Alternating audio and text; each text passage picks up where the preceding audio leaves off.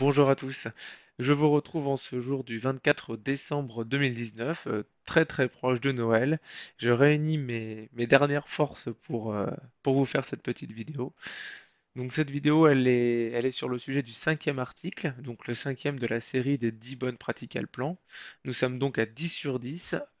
Si vous les regardez un par un, vous comprendrez quels sont les sujets primordiaux à connaître et à mettre en place au sein de votre entreprise si vous voulez progresser. Aujourd'hui, on va parler du phasage de vos projets et de l'ouverture vers l'Open BIM grâce notamment à l'outil BIM+. Voilà, donc sans plus attendre, je reprends mon article que je vais vous présenter. Euh, alors c'est parti. Pour commencer le phasage. Qu'appelle-t-on le phasage? Le phasage dans Allplan, c'est l'évolution de votre projet en fonction des variantes que vous allez proposer à vos clients. Ici, je vais passer en trois fenêtres et vous donner un exemple assez précis. J'ai une structure de projet et grâce aux favoris d'ouverture de structure de projet, je vais me placer dans un projet existant.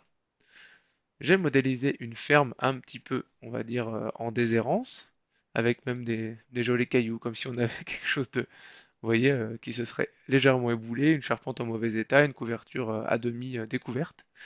Voilà.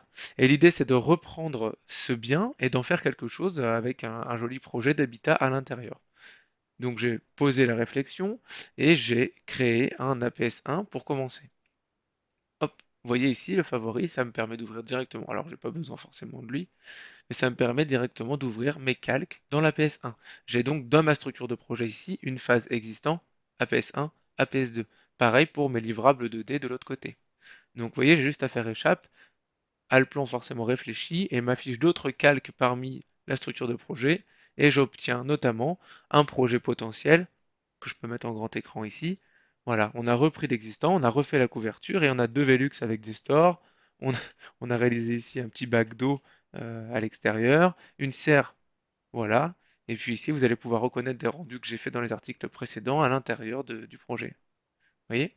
Donc c'est une serre métallique, c'est pour montrer un usage du modeleur de façade, mais voilà. Voici pour la PS1 qu'on pourrait proposer au futur maître d'ouvrage. Vous voyez ici on a rempli le mur en pierre, comme ça on crée une baie un peu spécifique. On a créé une smart part, et même si c'est quelque chose d'irréalisable, on a le droit de se faire plaisir. Après tout, c'est bientôt Noël. Voilà. Et tout ça, du coup, c'est stocké dans le même projet que l'état existant. Et puis c'est parti. Le maître d'ouvrage n'est pas satisfait de notre proposition. On va donc se pencher sur un APS2. Vous voyez, en un clic, je change mes calques et j'affiche directement une autre variante du projet, APS2. Attention, ça va changer. Toc. Et vous voyez ici, bon, on a un petit bug graphique, mais c'est rien. On change, c'est-à-dire qu'on dépose complètement le mur et la couverture, et grâce au modeleur de façade ici, on vient créer un angle, et on crée une grande baie vitrée qui apporte luminosité à l'étage et au rez-de-chaussée. Vous voyez? Bon, après, on peut proposer une piscine à l'extérieur. Ici, je me suis amusé à la réaliser en volume 3D. Voilà. Voici ce qu'est le phasage dans le plan. euh, enfin, en tout cas, ce que j'appelle, moi, en tant qu'entreprise full assistance, le phasage. Ça vous permet donc de stocker dans un même projet toutes les phases d'évolution de ce dernier. Et bien sûr, les livrables 2D, c'est-à-dire, je peux avoir une façade nord ici d'existant, tac, donc là on sera plutôt sur de la 2D, donc je peux mettre en grand écran. Pareil pour les façades sud, etc. Et puis cela dit, hop, je peux passer en APS2 pour avoir la même façade, et vous allez être à l'échelle sur une façade. Alors est-ce que je l'ai généré? Ça va être la surprise du jour, mais et voilà. Vous voyez, voilà, hop, notre façade nord qui apparaît. Bon, avec peut-être quelques corrections là pour rehausser, puis ajouter un terrain, mais voilà. Voici ce qu'on appelle le phasage, et vous voyez là que grâce aux favoris d'affectation de calque, ici, vous pouvez directement choisir si vous êtes en existant, en APS1, en APS2, ce qui peut être très pratique lors de vos rendez-vous clients pour éviter de vous emmêler les pinceaux dans l'affichage des calques. Vous voyez ici, il y a quand même, si j'affiche toute ma structure, un certain nombre de calques à l'intérieur, hein. Donc s'il faut que je les sélectionne en direct, ça peut poser problème. OK pour ça. Voilà pour le phasage. Dans l'article, le petit b, un petit b, pourquoi en parler dans les 10 bonnes pratiques Alplan? Pourquoi? Parce que du coup, à force de parcourir les entreprises de la région, je me suis rendu compte que très peu d'entre elles disposaient d'un processus correct, ou en tout cas établi et officiel, de phasage. C'est-à-dire, si je passe d'un avant-projet 1 à un avant-projet 2, quelles sont les étapes? 1. Je dois faire un copier-coller. 2. je peux modifier tel élément, 3 régénérer les façades, 4 ajuster le cartouche, etc., etc., de manière à limiter les erreurs, ne pas passer de temps à se demander par quel biais on va faire notre copie et être directement efficace et concentré sur la conception de son projet, on va dire ce pourquoi notre client est venu vers nous, hein, notre intelligence à travers le projet qu'on nous demande. Ensuite, mettre un processus de phasage en place, qu'est-ce que c'est? Bah, je viens un petit peu d'en parler, hein, c'est de faire une réunion autour du besoin qu'on a en fonction de la phase de projet. Je suis en esquisse, quels sont mes livrables? Je veux tel plan, telle perspective. Je suis en avant-projet, j'ai besoin d'affiner mon chiffrage, etc. Donc quels seront mes besoins dans ma maquette? Est-ce qu'il faut que pardon, il faut que je place des attributs à l'intérieur? Est-ce qu'il faut, voilà, de quelle manière je vais exploiter tout ça? Ça, c'est indispensable si vous voulez vraiment pouvoir, disons, développer ce qu'on appelle votre BEP, Building Execution Plan. Et demain, si vous entrez sur des projets publics ou si vous, on va dire, vous accueillez de nouveaux collaborateurs, si vous avez nettoyé et que vous avez des processus clairs, ils seront bien plus faciles à intégrer par ce dernier. Voilà. Ensuite, un petit paragraphe pour dire que c'est important de s'adapter aux besoins. En effet, si vous utilisez un phasage tel que je viens de le faire sur le projet, ça peut très bien fonctionner. C'est peut-être pas ça que recherchera quelqu'un qui est constructeur de maisons individuelles, pardon. Peut-être que c'est pas non plus ce que recherchera un architecte. Il y a des fois des phasages qui ne sont pas compatibles avec certains types de projets. L'idée, c'est de se dire qu'est-ce que l'on peut faire sans forcément rendre ça extrême et dire on travaille tout le temps de la même façon, parce que on sait très bien qu'on s'adapte à chaque projet. Et c'est d'ailleurs la difficulté du BIM, chaque projet est un prototype, contrairement à l'industrie où on a un prototype pardon, et beaucoup de pièces. Là, on a un prototype par projet. Donc, des méthodes de travail qui peuvent évoluer.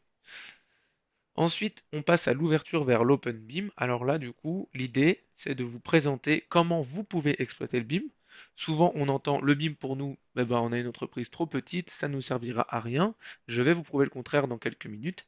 Voilà, je fais un petit laïus justement sur ce que je viens de vous dire, et ensuite je vous propose d'exploiter le BIM entre Allplan et BIM+.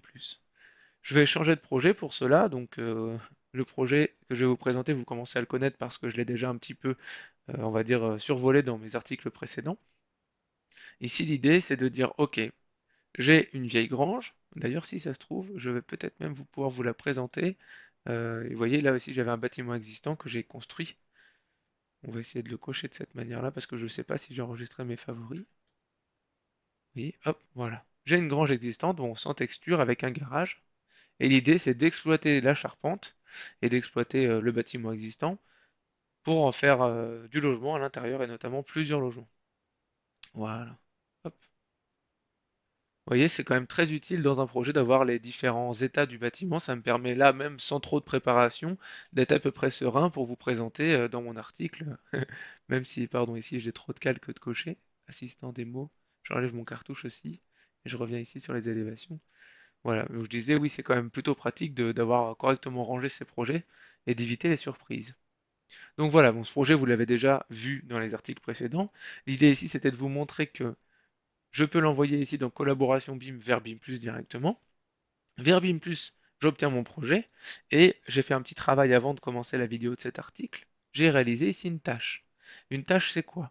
Une tâche, c'est quelque chose qui vient dans le Building Collaboration Format, le format BCF. C'est un format normé, de la même sorte que le format IFC. Vous allez pouvoir enregistrer des données BCF et les charger sur BIM+, sur Solibri ou sur Tekla BIM Site, n'importe quelle solution de visionneuse OpenBIM. Donc l'idée, c'est de cliquer sur la tâche, voilà, et ici, par exemple, le nom de ma tâche, c'est double vasque.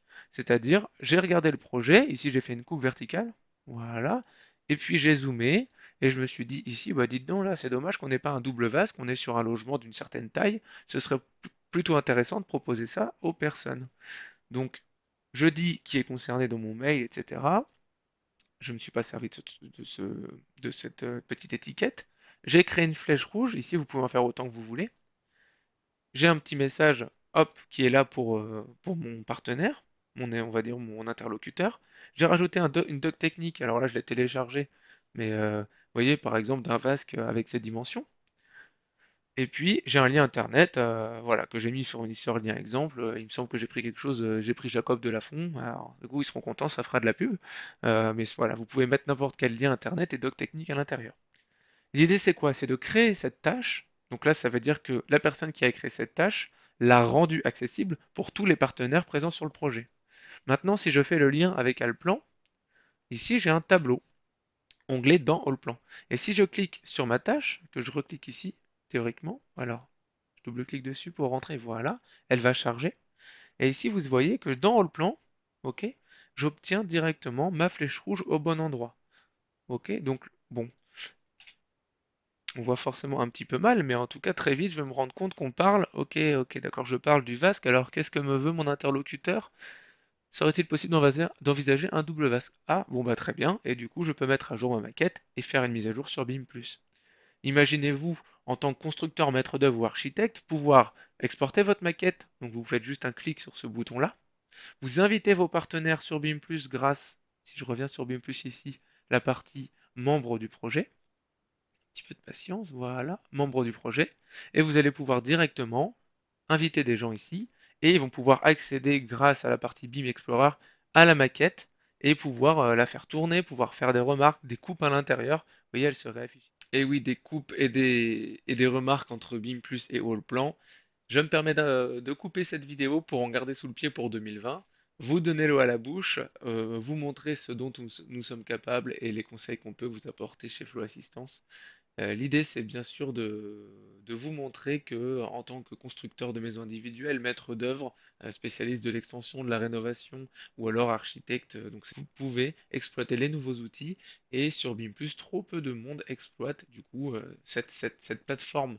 Donc c'est quelque chose qui fait partie bien souvent des contrats que vous avez avec votre éditeur et qui n'est pas exploité, et c'est bien dommage. Voilà, c'était la 10e des bonnes pratiques Alplan. Je vous invite vraiment à parcourir ces articles pour prendre conscience des progrès que vous pouvez faire. En attendant, je vous souhaite un très joyeux Noël, de très belles fêtes de fin d'année, reposez-vous et plein pot en janvier 2020, tous ensemble.